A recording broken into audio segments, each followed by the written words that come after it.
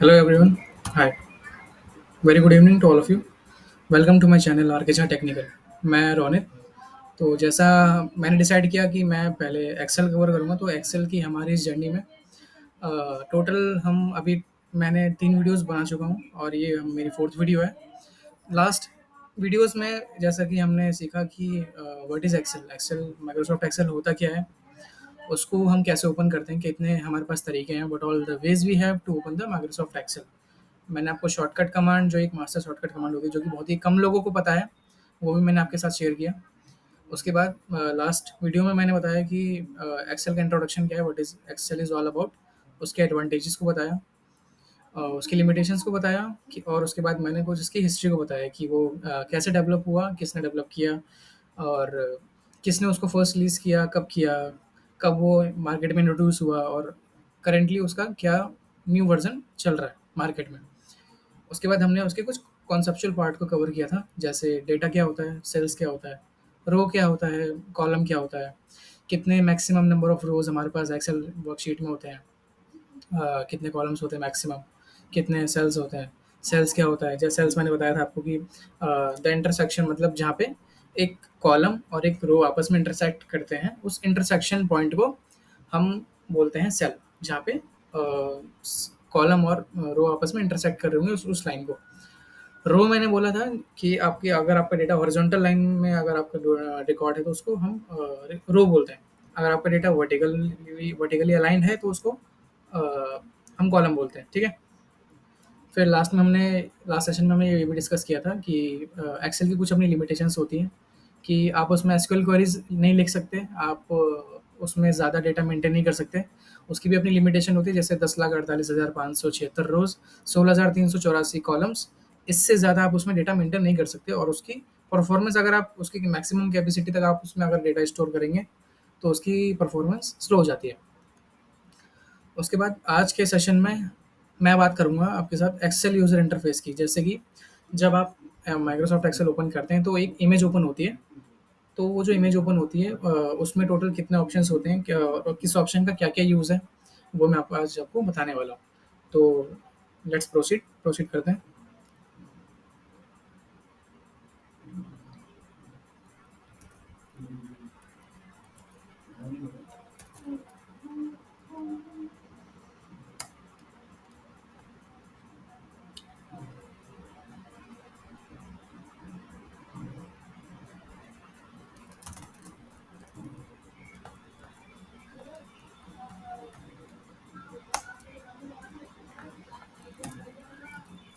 तो जैसे last class में मैंने बताया था कि what is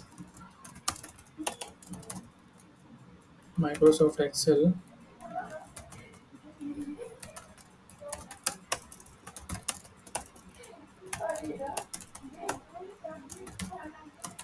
what is Microsoft Excel.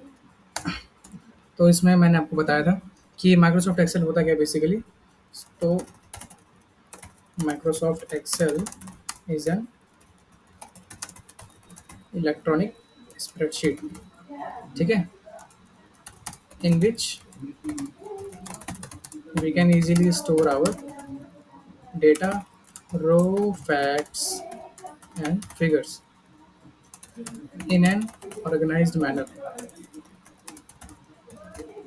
ठीक है। इसके बाद मैंने बताया था कि Microsoft Excel was developed by Microsoft and first released in 1985 by for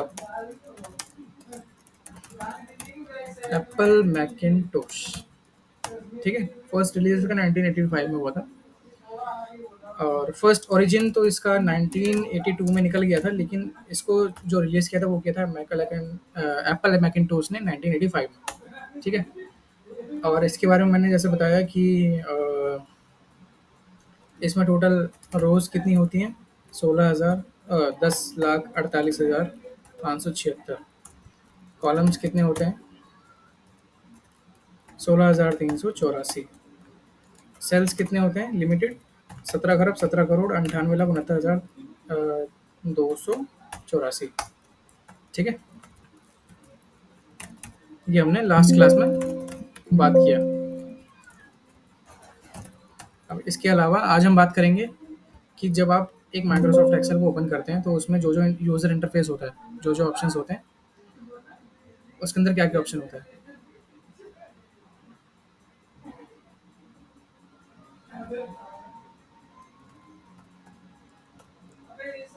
तो जैसे कि आप अपने स्क्रीन पे देख रहे हैं, ये एक्सेल यूज़र इंटरफेस का एक चार्ट है जिसमें मैंने सारे ऑप्शंस, जितने भी ऑप्शंस अवेलेबल रहते हैं, एक माइक्रोसॉफ्ट जब एक माइक्रोसॉफ्ट एक्सेल वर्कबुक ओपन होता है तो कुछ इस तरह दिखता है।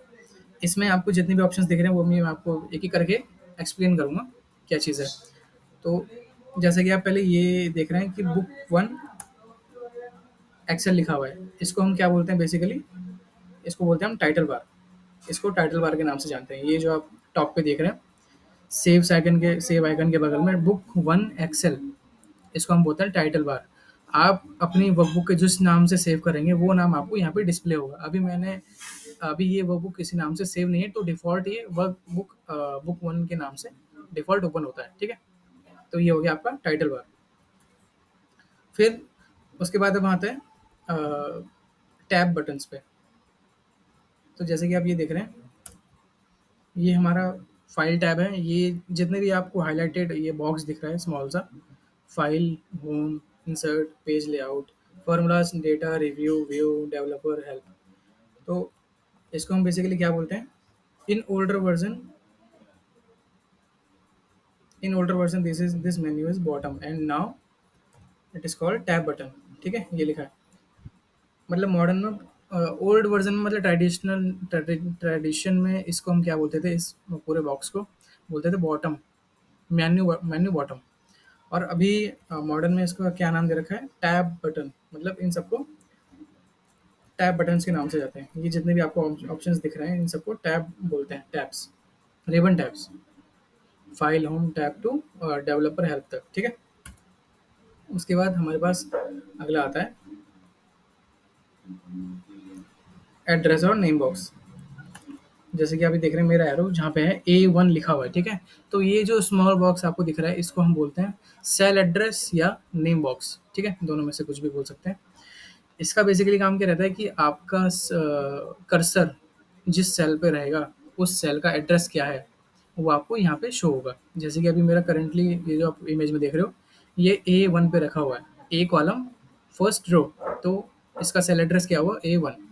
तो इसका सेल एड्रेस में आपको बॉक्स में ये दिखेगा। आप इसको जैसे जैसे मूव करते रहेंगे वैसे वैसे इसका सेल एड्रेस ऑटोमेटिकली मूव होता रहेगा, चेंज होता रहेगा, वो आपको दिखता रहेगा। ठीक है। अभी आते हैं उसके बाद फिर फंक्शन बटन पे। ये जो आप देख रहे हैं ये इतना बड़ा, ये फंक्शन का आइकन है। फंक्शन के सामने ये जो आपको ब्लैंक बॉक्स दिख रहा है इसको बोलते हैं फॉर्मूला बार। ठीक है, फॉर्मूला बार बार या बोलते हैं, ये तो फंक्शन बटन हो गया हमारा, और इसको बोलते हैं फॉर्मूला बार। मतलब कि आप इन सेल्स में, ये जो रेक्टेंगल बॉक्स आपको दिख रहे हैं इसके अंदर आप कुछ भी टाइप करोगे या कोई भी एक्सप्रेशन लिखोगे, फॉर्मूला लिखोगे, कुछ भी टाइप करोगे आप, तो उसको आप इस फॉर्मूला बार के अंदर इजीली देख सकते हैं। ठीक है, ये हो गया हमारा फॉर्मूला बार। अब आते हैं रिबन ऑप्शंस पे। तो जैसे कि आप देख रहे हैं ये हमारे जितने भी ऊपर ऑप्शंस होते हैं, ये हमारे जितने भी ऊपर ऑप्शंस हैं ये सारे रिबन टैब्स हैं। ठीक है, ये रिबन टैब्स हैं मैंने जैसे बताया। अब इनके नीचे ये जो इतने सारे आपको ऑप्शंस दिख रहे हैं, ये जो मैंने रेड में बॉक्स कर रखा है मार्क, ये जितने भी ऑप्शंस आपको दिख रहे हैं इन सबको बोलते हैं रिबन ऑप्शंस। रिबन टैब के नीचे ये सारे होते हैं रिबन ऑप्शंस। ये सारा आगे तक, ये देखिए, ये जहाँ तक मैंने इसको कवर कर रखा है बेसिकली ये सारा आपका रिबन ऑप्शंस कहलाता है। अब आते हैं रो हेडर पे।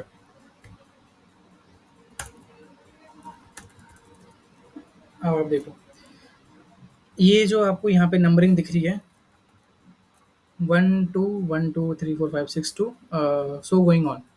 तो ये जो आपको हेडर दिख रहा है ये रो हेडर है। रो जो आपका मूव होता है, जो उसका अरेंजमेंट होता है वो टॉप टू बॉटम मूव होता है, जैसा मैंने आपको लास्ट टाइम बताया था। तो आप जैसे इसकी नंबरिंग देख रहे हैं 1 2 से लेकर ये नीचे की तरफ मूव हो रहा है, तो इसको हम बोलते हैं रो हेडर्स। ठीक है, ऐसे ही हमारे पास होता है कॉलम हेडर।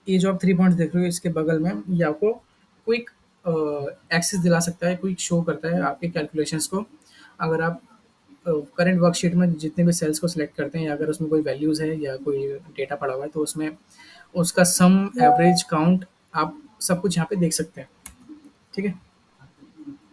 तो ये आपका हो गया स्टेटस बार, मतलब कि आप अपने डेटा का जो भी आप कॉम्प्लेक्स ऑपरेशन कर रहे हो या आप कोई भी लॉजिकल ऑपरेशन बिल्ड कर रहे हो या सेटअप कर रहे हो या लगा रहे हो, आप कोई एक्सप्रेशन दे रहे हो या आपका कोई डेटा पड़ा हुआ है, आपने उसको सिलेक्ट कर रखा है, तो उसके उसका एवरेज, काउंट, सम 3 अलग-अलग व्यू में आपको यहाँ पे स्टेटस बार में शो करेगा।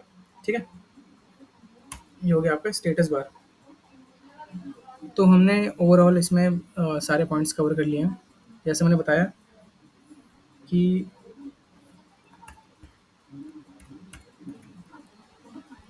ये हो गया आपका रिबन टैब ऑप्शंस। ठीक है? ये जितने भी आपको नीचे ये रेड बॉक्स में दिख रहे हैं, सारे आपके रिबन टैब ऑप्शंस हैं। ऊपर आपका ये रिबन टैब्स है सारे। ठीक है? जिसको एक-एक करके हम आगे यूज़ करेंगे। ये हमारा डिफ़ॉल्ट टाइटल बार है, इसको हम ये अभी हमने कुछ नाम नहीं दे रखा। फिर आ गया हमारा ये रो हेडर, ये हो गया हमारा सेल एड्रेस नेम बॉक्स, ये हो गया फ़ॉर्मूला बार, जिसमें आप अगर कोई भी फ़ॉर्मूला लिखोगे या कुछ कोई भी पैराग्राफ टाइप करोगे, कोई भी लेटर टाइप करोगे, तो आप उसको यहाँ पे देख सकते हो, इस पर्टिकुलर सेल में। उसके बाद आता है हमारा कॉलम हेडर, जो कि ए से स्टार्ट होता है और लेफ्ट टू राइट मूव होता है। फिर हमारा आता है रो हेडर, जो कि टॉप टू बॉटम मूव होता है, 1, 2, 3, 4 न्यूमेरिकल सीरीज़ में इसकी हेडिंग भी रखी होती है। और फिर हमारा होता है, एक होता है स्टेटस बार, जिसमें हम फ्रीक्वेंटली क्विकली हमारे कैलकुलेशंस को देख सकते हैं। अगर हमारा कोई भी डेटा मैंने इंसर्ट कर रखा है, उसको अगर मैंने सेलेक्ट किया, तो उस पर्टिकुलर सेलेक्टेड सेल का काउंट, सम, एवरेज हम इजीली यहाँ पे देख सकते हैं क्विक एक्सेस टूल बार में, स्टेटस बार में। ठीक है? और फिर हमारा होता है, ये 3 व्यू हैं एक्सेल के। पहला पेज ब्रेक व्यू, दूसरा page layout view which is used for print out to see the margins of page. Third is normal view, जो कि आप डिफ़ॉल्ट यहाँ पे देख रहे हो। जब भी आप एक्सेल ओपन करोगे तो आपको यही डिफ़ॉल्ट व्यू देखने को मिलेगा, दैट इज़ नॉर्मल व्यू। फिर हमारा वर्टिकल स्क्रॉल बार हो गया, हॉरिजॉन्टल स्क्रॉल बार हो गया। उसके बाद zoom in, zoom out scroll बार मैंने बता दिया आपको। उसके बाद हमारा एक बचता है एक्टिव सेल। ये अभी एक्टिव सेल का मतलब क्या होता है बेसिकली, कि अगर मैंने अपना कर्सर, ये रेक्टेंगल बॉक्स जो आपको दिख रहा है, ये अगर मैंने अपना कर्सर कहीं भी वर्कबुक में रख दिया, और वो वहाँ जाके, वो जिस मेरा कर्सर जिस सेल में रखा हुआ है, उस सेल को बोलते हैं एक्टिव सेल। ठीक है? अभी जैसे ये इमेज में आपको ग्रीन रेक्टेंगल दिखा रहा है, तो ये इसके लिए एक्टिव सेल है। ठीक है? बाकी सारे इनएक्टिव हैं, और जिस पे मेरा कर्सर रखा हुआ है बेसिकली, वो मेरे लिए एक्टिव सेल होता है। तो एक्टिव सेल की डेफिनेशन ये होती है कि हमारे कर्सर बेसिकली जहाँ पे रखा हुआ है, उस सेल को हम एक्टिव बोलते हैं। तो ये हमारा एक्सेल यूज़र इंटरफेस है। ये हमारा एक्सेल यूज़र इंटरफेस यहाँ पे एंड होता है। तो आगे मैं आपके लिए अच्छी-अच्छी वीडियोज़ लाते रहूँगा, और आई होप कि आप लोग इससे कुछ ना कुछ सीख रहे हैं मेरी वीडियोज़ से। और जैसे ही हमारा माइक्रोसॉफ्ट एक्सेल का ये बेसिक लेवल ख़त्म होगा, तो हम उसके बाद इंटरमीडिएट में मूव करेंगे, फिर एडवांस में मूव करेंगे। उसके बाद काफ़ी चीज़ें अभी सीखनी है, तो अभी हमारी जर्नी काफ़ी लंबी है, और बड़े अच्छे से और बड़े प्यार से, बड़े डेप्थ में डाइव करेंगे, बहुत अच्छी-अच्छी चीज़ें सीखेंगे, और बड़े एडवांस्ड तक मैं आपको लेके जाऊँगा। So don't worry, I will with you. I will connect you if you want any help anywhere. Okay. So bye and take care. We'll connect you soon later.